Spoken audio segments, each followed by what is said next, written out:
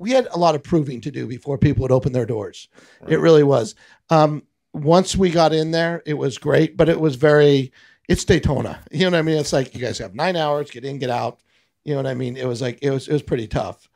One thing that I'll add to that, one thing that really helped access across the board with getting interviews, getting access to locations, was creating a sizzle reel.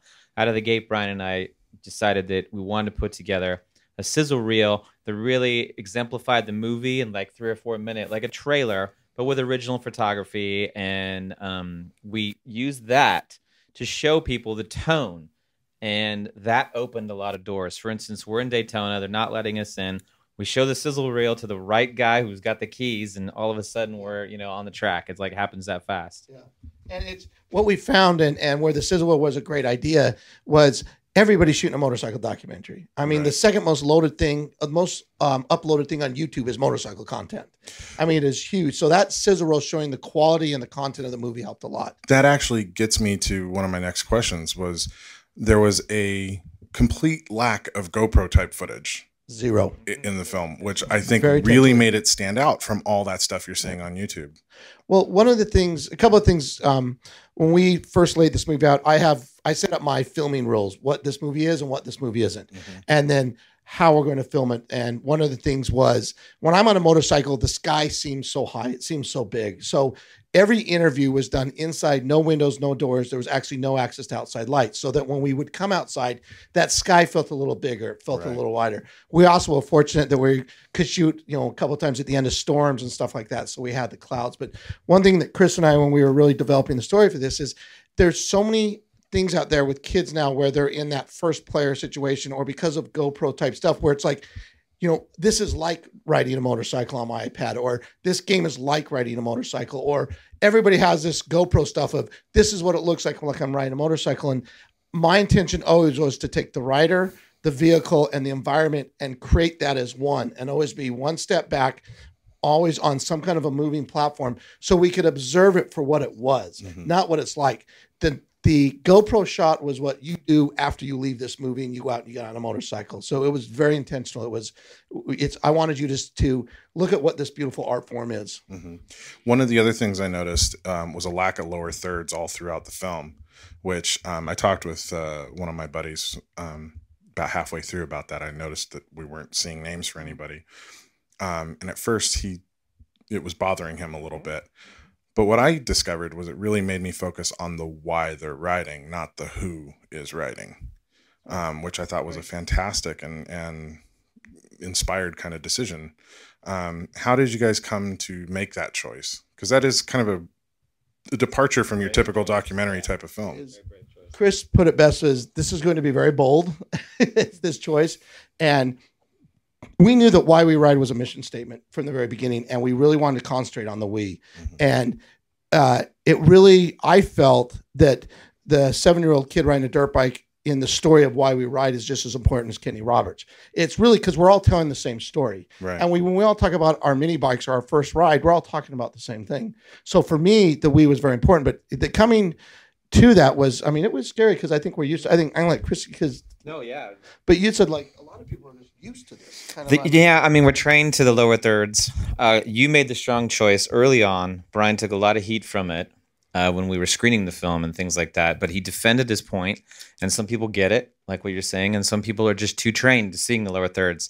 Also, when you have 70+ interviewees in here, you don't have the screen time to really offer the information sometimes, especially when we're quick cutting between the people and we're almost finishing sentences with other people's interviews. So logistically, it was going to be tough, but the real treatment was he made the decision early on as a creative choice, and I think it works. Well, I thought it was fantastic, and again, a bold decision. Now, 70 interviewees. How did you come to deciding who was going to make it into the film? How did you come to the project? I don't know who it was who first emailed me. Was it you or James? They contacted me and they said, we're doing this motorcycle documentary and we want to talk to you. And I was like, yeah, okay. And I didn't know anything about the project or what it was. And I have to say, you talked about how beautiful it was. When I saw it finished, that was the thing that struck me, because I've seen a lot of motorcycle movies and I've seen a lot of footage. And this is the first one I saw that they really captured what it's like to be on your bike. Like this is the movie I show to people who don't ride motorcycles. It's like this, now you get it. Right. You know, so I was really happy to be a part of it in retrospect. But when they first called me, it was like, yeah, you want to sit around and talk about motorcycles? Great. You know, I'll do that all day, any day. Well, one thing I want to say is the two things that we did have when we were looking for people is family was very important. And the most important thing is I have this motto, which is live your passion.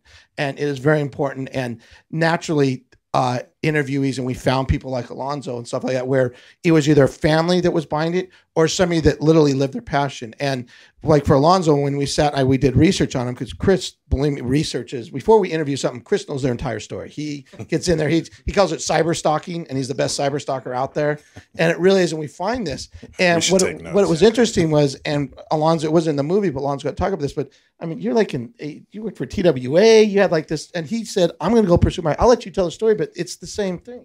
Yeah, I was an airplane mechanic for 10 years. So I've always been a gearhead. I've always liked mechanical stuff. And then through teaching aerospace, I got into comedy because I like making people laugh. But the motorcycle thing had always been there. And I think when they looked it up, they heard I rode, and then they looked it up and they were like, oh, he rides. He does a little comedy on the side, but it seems like I've got a bunch of bikes. I actually have one bike that's kind of, we joke about it.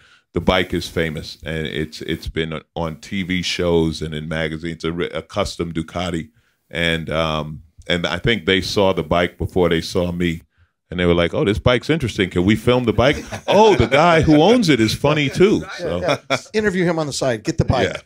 Yeah. But that was one thing that was so to me is passionate people. Motorcycles are passionate people at everything you do. And I mean, Alonzo left being a motorcycle mechanic to become a comedian. I mean, nobody would ever advise you in a million years.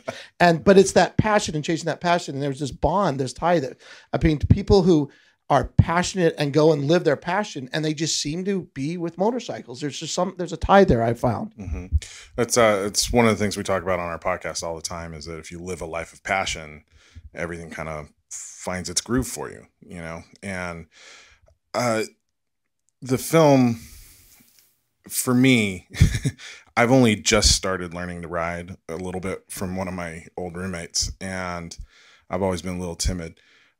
I really do want to go out and ride now. Like, you know, it's something I thought about, but now I really want to do. So the film, I think, is showing that passion and making me want to be part of it, which I think is an interesting thing the film also does, is kind of looking at a motorcycle rider. Seems like a lonely thing to do all by yourself, but one of the things that really comes through in the film is how communal the experience is, how all of the motorcycle riders seem to really link together from different types of riding and everything. Well, it's both. It's both. There are times when I describe it as being alone in my helmet, and it clears my mind, and I love it. And then last week I was at a rally called Americade. It's a big motorcycle touring rally up at Lake George, New York, and it's 40,000 people coming together, and the one thing we all have in common is motorcycles. And it's all different types of motorcycles, and yeah, it is a communal thing. It's both. It's solo and it's communal, and it's which part of that do you want to be on any given day. Right. I think when Chris and I first loaded up, one of the very first places we saw it was Sturgis. And we went into Sturgis, and from the outside looking in, there's this appearance of 400,000 bikers. And then when you start talking to these people, they're like dentists and lawyers. And I mean, they're just every walk of life, and they're in here. But in this world, or under that, it's like the great equalizer, the motorcycle. It's like out here, everybody's the same. You have no idea what they do, what their checkbook says, whatever that is. It really is kind of that great equalizer, because we all just talk about bikes, and we're all it's that one common thing. And that's why they're all here, is to join this, you know. Right. And it's a, you know, I mean, you follow them home, and the guy's got a $500,000 motor home. You see, oh, well, you know, we're staying in a tent over here, but it's just, that's what's fascinating to me is there's no other, the one thing I'd say I probably learned when I was making this movie is it's hard to be alone when you're on a motorcycle. I'll be out there on a Saturday morning thinking, yep, I'm the lone wolf out there, and there'll be another biker coming the other way, and he drops the two fingers, and you got to drop them too. And it's just like, hey, it's just this kind of, it's this cool bond thing that, you know, it's just like, wow, you're not really ever alone. Right. How long did it take to actually produce the film? Because you had locations like all over the country and various different events that I'm sure don't happen, within a couple of weeks of each other. No, we we got the brilliant idea in July of 2012, and started right then and there. We started putting it together, found enough money to go shoot for 9 days. By August, we were shooting in Sturgis, and then a year later, we premiered the movie on October 5th. So it was 13 months, September, 14 months. It took us from beginning to end. So, but we also knew, Chris and I comes from we worked on some pretty hectic features before and motion pictures for some pretty tough filmmakers. And one thing I came up as an editor for a long time before I started producing and directing. And one thing we both knew is we had to set a date. We had to have a finished date, because otherwise we would never finish this. And having that date, it's amazing what you can accomplish. You know what I mean? When you have that date. And we just always knew that we had to have that. And also with the funds we had, we knew what our date was.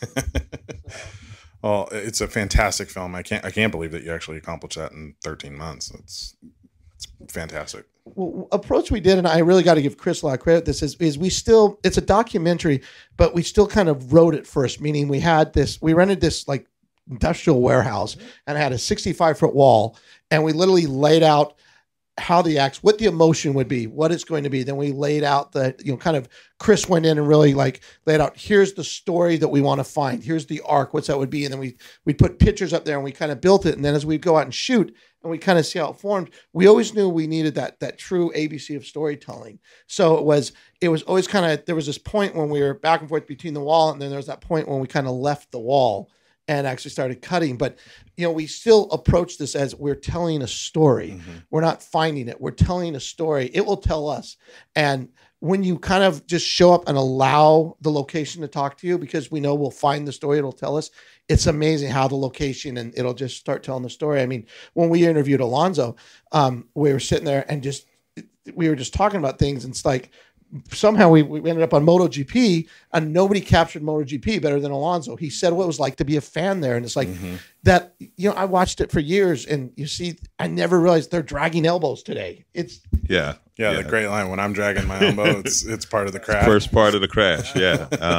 But I've been around those guys, and when you see it, and again, you don't, it's one of those things you don't realize how amazing it is until you actually see them do it. And that super slow-mo camera, when they started with that. It's funny. I know guys who work in the production of MotoGP, and the story behind that camera, this guy told them, like, hey, I've come up with this gyro camera to put on the back of a bike to show how it leans. And they were like, yeah, whatever. and he just did it. He put it on the back of one of the bikes, and they saw it, and they saw the bike lean, and then you saw the bike really lean, and everybody was like, oh my God. Like, that's when people realized, like, wow. That's what it's really, and as a rider, you have your fantasies of MotoGP, right? You think you've leaned the bike over, you think you've gone fast, and then you get to see how it's actually done, and you're like, yeah, that's a whole different world. but you can enjoy it because you can relate to it more so than I'd say, like, if you drive to the grocery store, that's really nothing like driving NASCAR. Right. Like, you can't relate. But if you ride a motorcycle down a twisty road, and in your mind, you're relating to the best MotoGP riders. Right. Yeah. Well, we're long on time because we started a little bit late. So I just have one final question I have to ask. Otherwise, my brother-in-law up there would hate me for not asking. What was your primary camera that you used on this movie? Because it is such a beautiful film. We wanted to do slow-mo, and looking for a documentary camera, Chris and I, we've been around cameras a lot. We knew battery life was really important. We're going to be out in the field, small crew. So we actually wanted to use the C500, the Canon C500, but it wasn't out yet. Right. So we started with the Canon C300, which actually Chris owned one, and waiting for the C500 to come out. We needed the C500 for the 4K slow-mo. Right. So we started with the C300 using the standard EF lenses. Then Canon got me the new EF Cine lenses, which is some of the greatest lenses I've ever used. These new Cine lenses that Canon built is the gold hue. I'm a lens nut, and these are just amazing. Once we had those, and then we had the C500 and used the Codex S Plus recorder on there with slow mo. It was just a great documentary setup for this, and also having the vault, we were able to shoot. We had our guy Matt sitting in the van downloading, doing our dailies. We bring them home to our editor. I mean, we had no lab. It had to be all done in house. We did the whole thing. So the 300 and the 500 were our two main cameras. I don't think we shot anything but we had a 7D, but that was more for BTS behind the scenes. Right. Okay. Well, thank you guys so much for your time. Thank you for producing what is an absolutely fantastic film about motorcycle riding, and congratulations on your accomplishment. Thank you so much. Thanks.